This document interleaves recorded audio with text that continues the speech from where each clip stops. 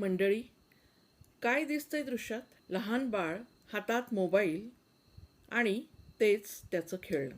पण हे फक्त खेळणं नाही आहे, ही सवय होऊन गेली आहे, जी मेंदूला आकार देते.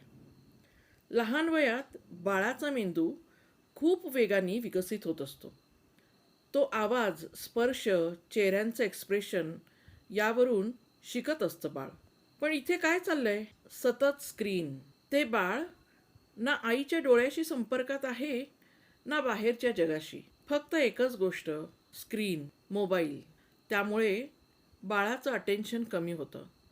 बोलण्याची, समजण्याची क्षमता उशिरा विकसित होते.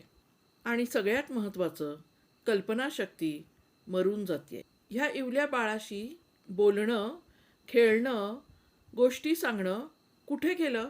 कुठे गेलं हे सगळं? ह्या बाळाला कळत नाही आहे. पण पालकांना कळतंय ना? त्याच्या आईला कळतंय ना?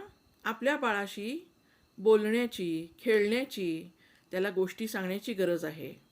त्याला कुशीत घेण्याची, त्याला स्पर्श करण्याची गरज आहे. इवल्याशा वयापासून त्याला स्क्रीन दाखवून स्क्रीन ॲडिक्ट होण्यासाठी आपणच कारणीभूत ठरतोय का? कळतोय का माझा प्रश्न?